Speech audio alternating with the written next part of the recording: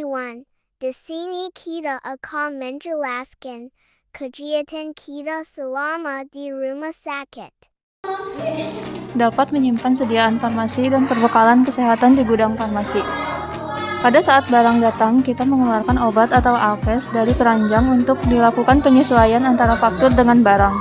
Setelah semuanya sesuai, kita melakukan penyimpanan barang sesuai dengan bentuk sediaannya, golongan-golongan obat, khasiat farmakologi, dan alfabetiknya. Seperti obat ranitidin tablet disimpan di bagian tempat penyimpanan tablet di golongan obat gastrointestinal dan sesuai alfabetisnya. 6. Dapat melakukan pengamanan barang terhadap risiko kerusakan atau kehilangan barang. Untuk mencegah risiko kerusakan barang, maka sediaan farmasi disimpan di rak sesuai tempatnya.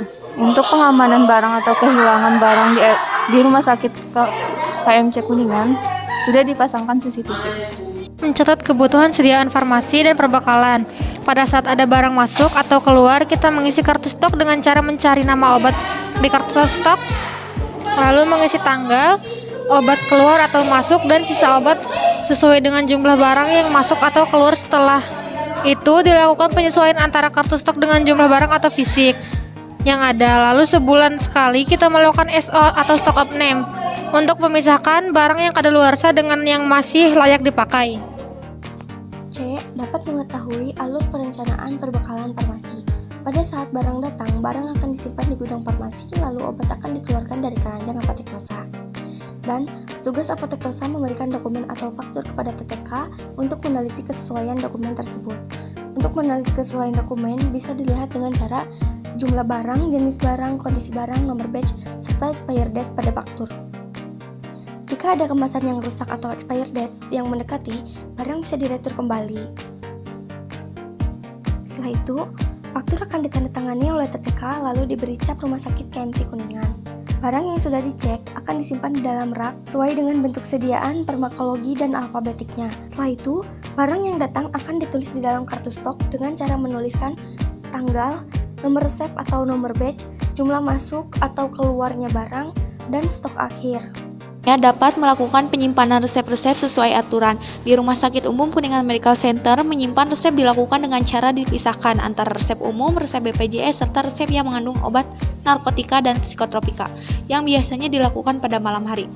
Karena terdapat 2 depo, yaitu depo rawat jalan dan rawat inap, untuk penyimpanan resep di depo rawat inap dilakukan dengan menyatukan terlebih dahulu resep dengan kertas BHP, yaitu bahan habis pakai, yang kemudian disesuaikan nama, tanggal lahir, nomor rekap medis pasien.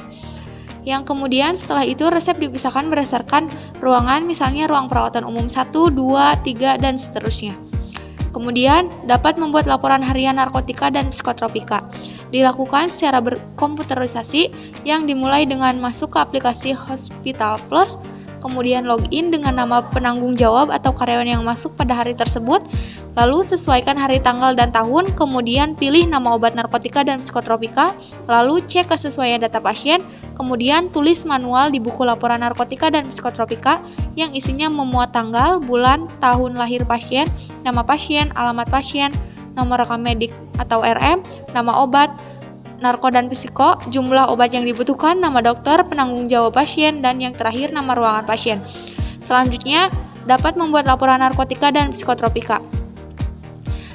Dilakukan melalui sistem link SIPNAP, lalu masukkan menggunakan username dan password yang dimiliki setiap apotek. Kemudian klik registrasi yang memuat isi registrasi unit pelayanan dan data apoteker penanggung jawab dan data penggunaan aplikasi. Kemudian setelah itu, pemilihan sediaan jadi yang memuat nama, bentuk dan kekuatan obat, stok awal, pemasukan dari distributor, pengeluaran untuk resep, dan stok akhir, kemudian entry laporan yang dilakukan dengan cara web form atau upload form Excel. Lalu kirim laporan terakhir, cetak laporan untuk tembusan dan arsip rumah sakit. Selanjutnya dapat membuat pemakaian obat secara berkala.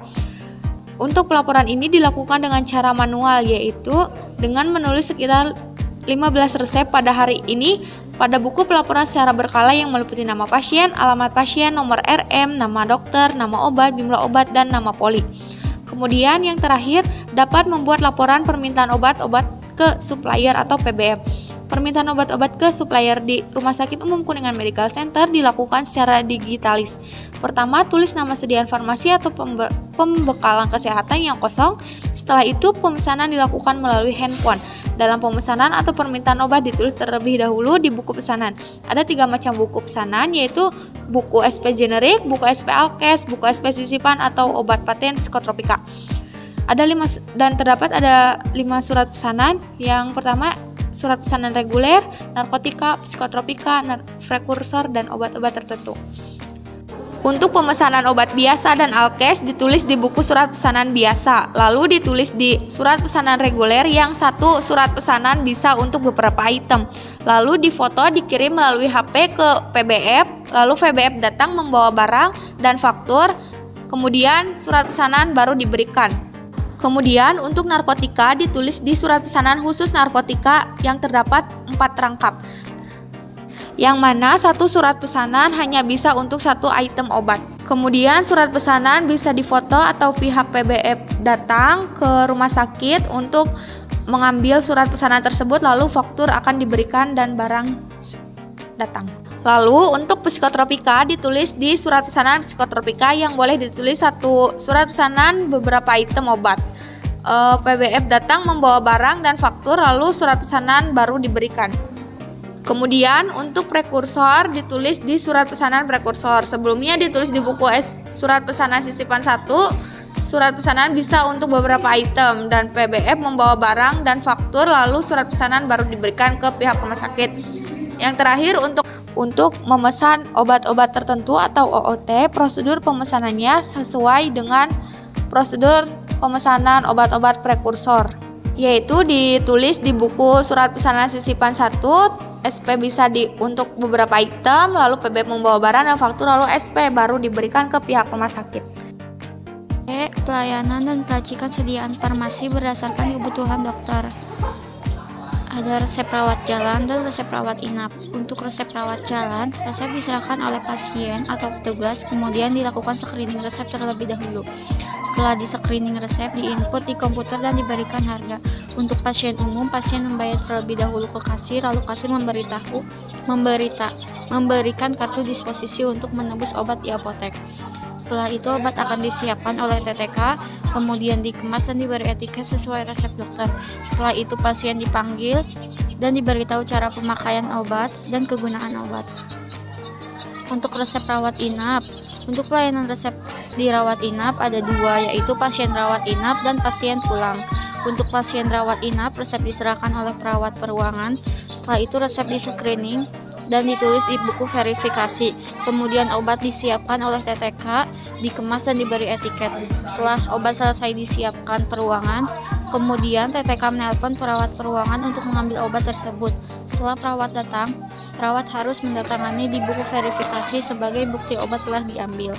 Untuk pasien pulang, obat diserahkan oleh pasien, lalu TTK akan men-screening resep terlebih dahulu. Setelah itu obat disiapkan oleh TTK, dikemas dan diberi etiket. Kemudian pasien dipanggil untuk mengambil obat tersebut dan TTK melakukan PIO. Kita juga dapat melakukan pendistribusian ke unit-unit yang lebih kecil seperti depo Rajal dan Ranap. Membuat defekta, lalu petugas gudang menyiapkannya, dan setelah itu obat yang telah disiapkan disimpan sesuai raknya masing-masing.